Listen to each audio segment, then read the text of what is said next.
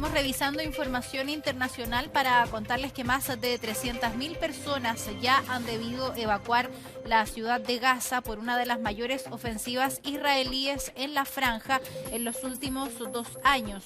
Mientras eso ocurre, los esfuerzos por llegar a un cese al fuego siguen siendo infructuosos. La mediación de Qatar, el rol de Estados Unidos y la presión internacional para que Netanyahu termine con el asedio en la zona son algunos de los factores que podrían incidir en una solución, pero hasta ahora nada de eso se ve cercano.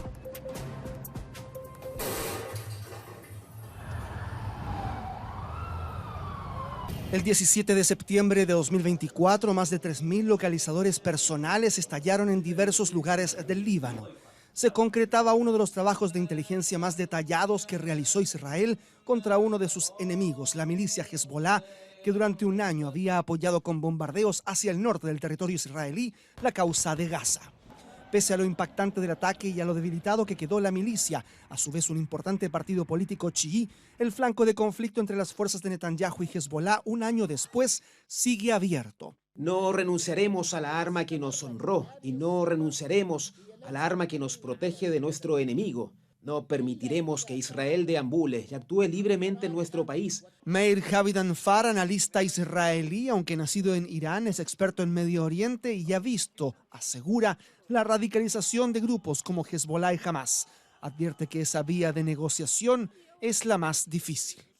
Entonces, para llegar a un acuerdo con Hezbollah necesitamos que el gobierno libanés les desarma y llegar a un acuerdo con ellos. Porque el Líbano no tiene un problema con Israel, es Hezbollah que tiene problema con Israel y está patrocinando todas sus operaciones por exportación, parte de ellos exportación de drogas desde Venezuela. Al igual que lo ocurrido en el Líbano en torno a la operación terrestre en Ciudad de Gaza, han surgido críticas de la comunidad internacional. Naciones Unidas declaró en los últimos días que Israel ha cometido genocidio contra el pueblo gazatí.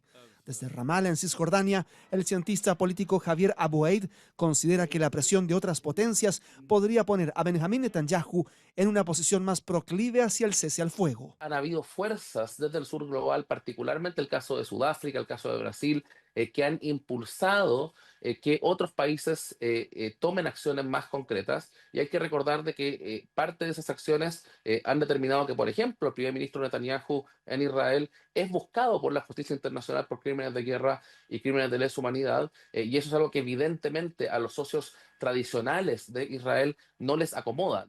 ¿Qué vamos a hacer con Gaza? Ojalá que esta guerra va a acabar. Tenemos que llegar a un acuerdo que todos los rehenes regresen a Israel y jamás deje de gobernar en Gaza. Nosotros, el pueblo palestino, tenemos que vivir uno al lado del otro en paz.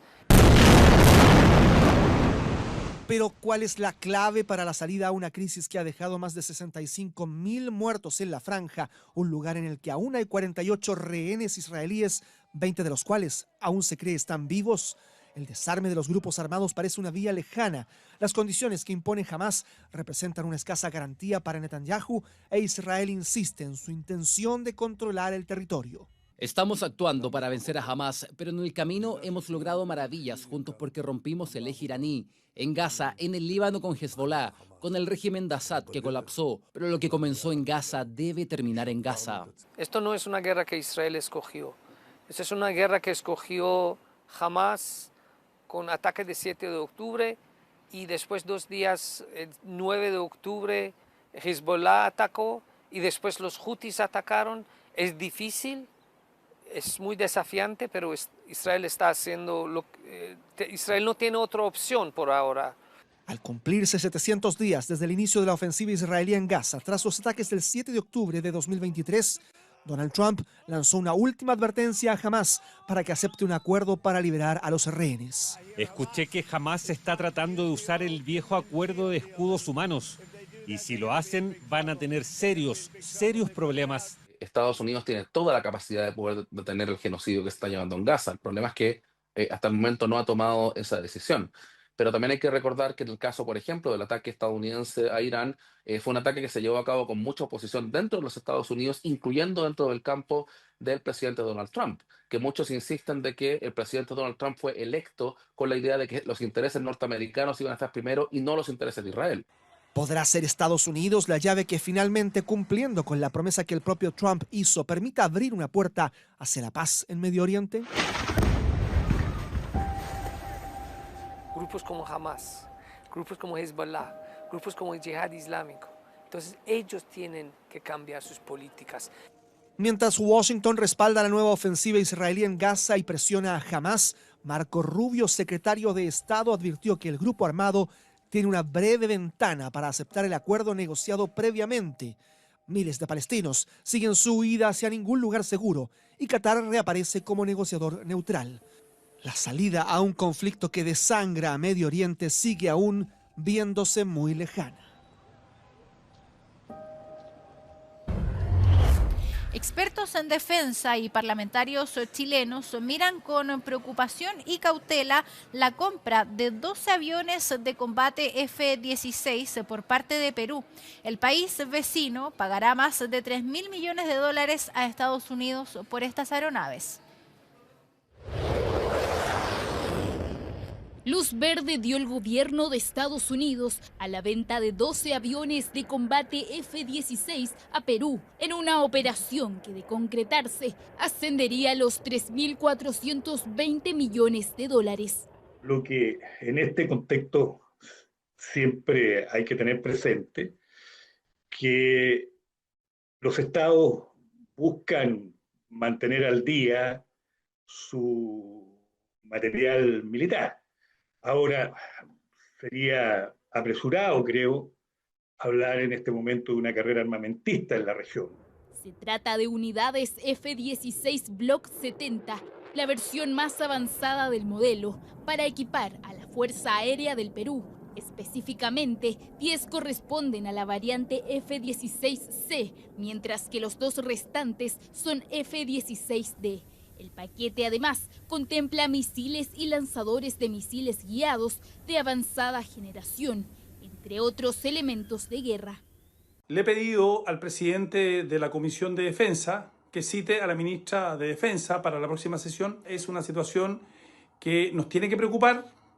Ya los argentinos tienen hoy día F-16, los peruanos van a tener, y lo único que hemos tenido este último año es debilidad de nuestras Fuerzas Armadas. Chile no queda atrás de ninguna manera, lo que queda reflejado en todos los rankings de defensa. Pero también es importante acá señalar que Estados Unidos se está comportando como un socio poco confiable para Chile. A través de un comunicado, la Agencia de Cooperación para la Seguridad de la Defensa informó que ya entregó la certificación requerida, notificando al Congreso de Estados Unidos sobre esta posible venta. La venta propuesta mejorará la capacidad de la Fuerza Aérea Peruana para controlar su espacio aéreo soberano, defender sus fronteras territoriales y llevar a cabo operaciones de ataque aire-tierra de precisión en apoyo de las fuerzas terrestres en operaciones antinarcóticos y antiterroristas. La venta propuesta de este equipo no alterará el equilibrio militar básico en la región. La venta de los F-16, los primeros que llegaron en los 2000 provenientes de Estados Unidos tenían una cláusula de que no se le iba a vender a otro país que comparte frontera con Chile por las hipótesis de conflicto lógicas que tenemos, y eso ya se transgrede con Argentina y ahora se agravaría con Perú. Esto nos deja en evidencia una vez más las consecuencias del temerario manejo de las relaciones internacionales por parte del presidente Gabriel Boric. Esto no estaría ocurriendo, y a mí no me cabe duda, si es que el presidente Boric hubiese manejado las relaciones internacionales de forma seria. Según el balance militar 2024, elaborado por el Instituto Internacional de Estudios Estratégicos, el ranking de los países latinoamericanos con mayor poder aéreo posicionó a Brasil, México, Venezuela y Chile en los primeros lugares respectivamente. Perú y Argentina ocupaban el 6º y 7º lugar, y aunque ambos países anunciaron compras de aeronaves, su capacidad aérea se mantendría por debajo de la nacional. Debe mirarse con cautela desde Chile porque no es algo que nos vaya a afectar directamente en el corto y mediano plazo. Pero no es solo poseer aviones F-16 o aviones caza, sino que tener el entrenamiento tener las estrategias y tener una historia, digamos, de operación de aviones caza de esta naturaleza que Chile instaló hace ya muchos años. Adquisición de Perú que busca modernizar su capacidad aérea y reforzar su defensa regional. Una operación que desde la Casa Blanca aseguran marca un nuevo hito en la cooperación militar peruana-estadounidense.